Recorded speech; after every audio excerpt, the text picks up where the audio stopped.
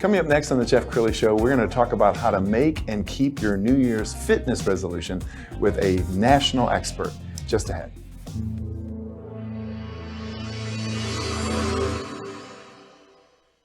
Many are predicting that the worst is yet to come, which is unfortunate, said one person here.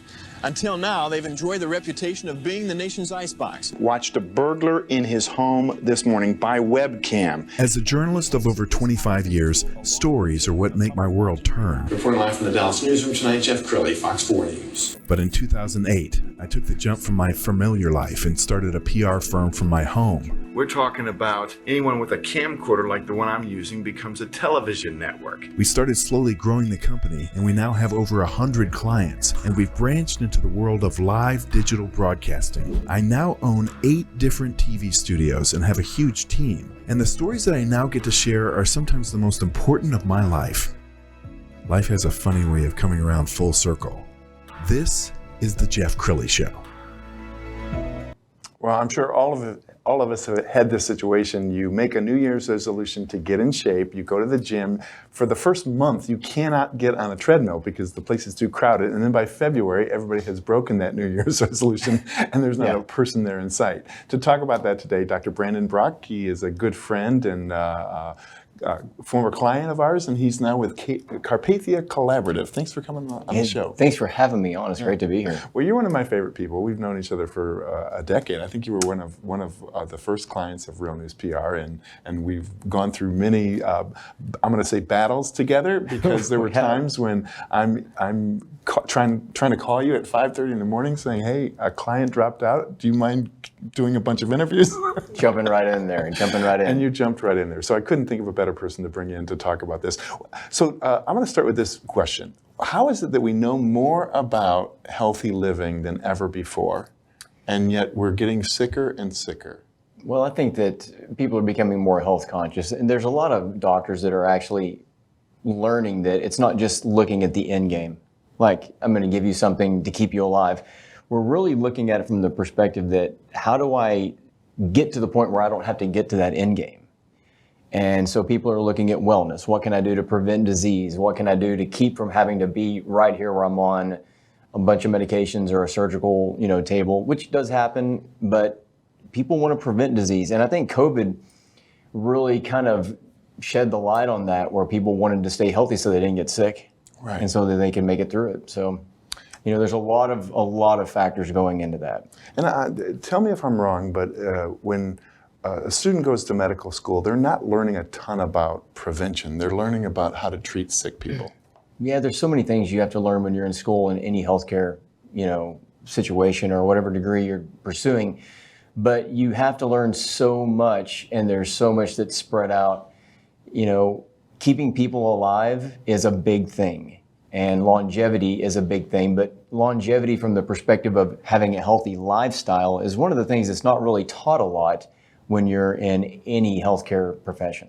You and I could talk for 3 hours about healthy living, and you're also an expert in the brain health, and there's so many people going through brain fog. Let's start with something really, really basic: sugar and inflammation. Yeah. Sugar is killing people, isn't it?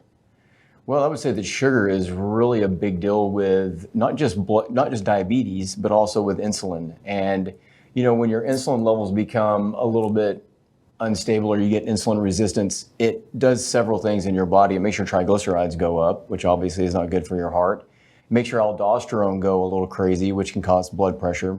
And then it makes certain interleukins or inflammatory markers go up, which can actually make your joints hurt, and it can perpetuate heart disease, small vessel disease, your chances for anything that's related to inflammation. And inflammation is really, out of the top 10 reasons for death, 7 of them are related to sustained inflammation. So sugar is a big deal. Not just for diabetes, but just also for just keeping a body that just doesn't have as much inflammation. And there is some good news, is that you can abuse your body for years and years and years, but if you truly make a life change, the body is very pliable, the mind is very pliable. You can reverse some harmful things that you did in your youth, right? Absolutely. That's what we do. We as health, what I do, we basically We catch people at all points of the spectrum. I would love to have every one of my patients coming in and just saying, hey, look, I just want to know how to live a better life so that I don't get sick as fast, in all possible, probabilities.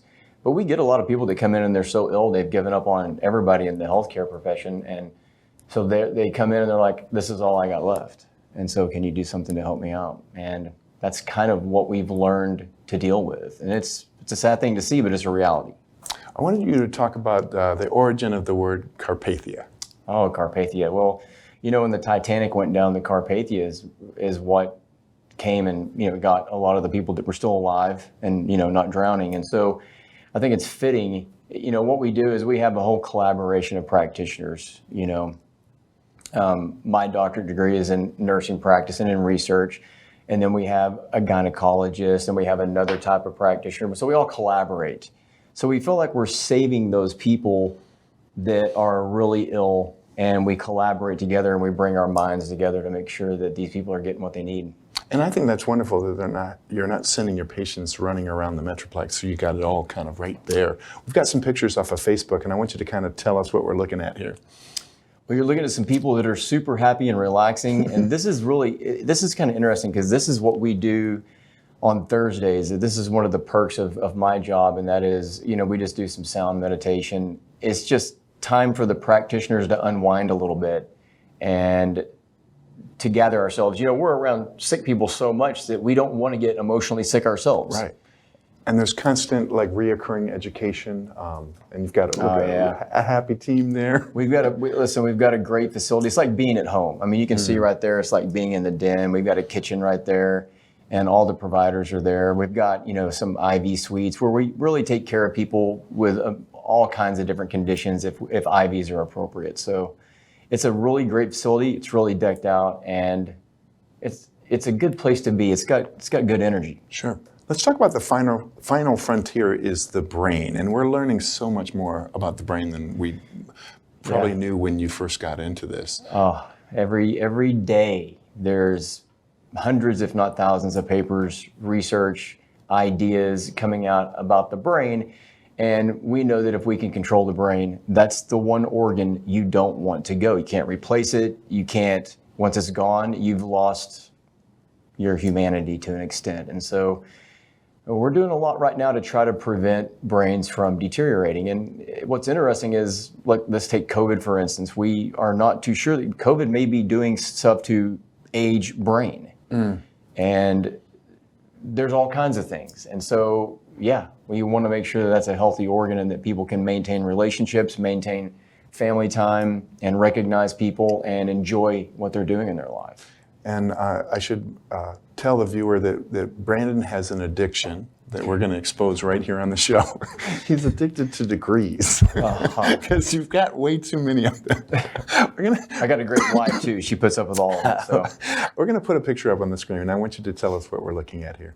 I graduated from Duke. I got a doctorate in nursing practice from Duke, and it was I was so happy. It was the #1 school in the country for that degree, and that's my sweet mom who just passed away. But she lived a long life. Probably taught me everything that I know about really having grit. If I had one word to say about her, she had grit. And she just lived and made it through things and was always teaching us something. So, and as long as we're talking about your family, one thing that set you on this path was your dad. Yeah, my dad. So my dad passed away when I was about 14. And this is a really kind of a surreal experience. He passed away from a heart attack. And so I always was really interested in the quality of life after a heart attack. And, because mine was changed. And it was changed in so many ways. It set me in motion. I think it made me to where I wanted to achieve things, and I had to survive, and I had to make money because I didn't have a father anymore. So I kind of promised myself, I said, one day I'm going to actually go through and I'm going to figure out what I can do to help people with quality of life so they don't end up in my situation. So when I was 46, I went back to school, and I'm doing research for a PhD with heart disease and quality of life to dedicate to my father. And if I can help people have a quality of life and then do some stuff to help people live longer that have had myocardial infarctions or a heart attack, then that would be fantastic, to help people have a quality of life after a disease process. That's what we want. I'm a quality of life practitioner. Sure. There's people watching this right now who I'm sure are on a cocktail of pills. They wake up and they've got all their pills sorted out. I think the danger of that is that how are those pills interacting? How many pills do you actually need? And how many was just a doctor so busy that they couldn't, say, lose weight and wrote you a prescription? Yeah, well, the average doctor visit now, I think, is, if you get 15 minutes, you're lucky. If you're 70 or maybe 65 or older, you're probably on at least 5 medications. And so just going through and looking at the interactions and then kind of monitoring those, it becomes very difficult. And there are interactions. Most practitioners know which ones are the major ones, but even when certain nutrients are added in, we have to worry about that interacting. And then we have to worry about what's changed in their life. Do they have stress that's thrown in this? Have they been injured? Sometimes you don't get all the details that you really need to see if those medications are still appropriate. So that's what's making medicine tough. And where I'm at, we take at least an hour with a patient. Sure. What I think is ironic is there are many people watching this right now who take such great care of their car. The required maintenance, as soon as that engine light is on, they are in there, in the shop getting it done. What are the engine lights that we need to watch for as humans, and what are we ignoring? Well, we're ignoring things like just our habits, first of all. We get into habits of not exercising, we get into habits of eating poor food. And then we start getting these little subtle illnesses, like my blood pressure is going up a little bit. I'm gaining a little bit of weight. My joints are starting to hurt a little bit. I'm getting a little bit of a brain fog or memory changes. These little things that people just considered normal parts of aging. And to an extent they are, but to an extent they're not. I think that those things are starting to happen earlier in life. And so those need to be paid attention to, because those are alarms that down the road, you may be really disfigured and can't move. You may have to have knee replacements. You may have to have, stents put in your heart. There's so many things that we could go through.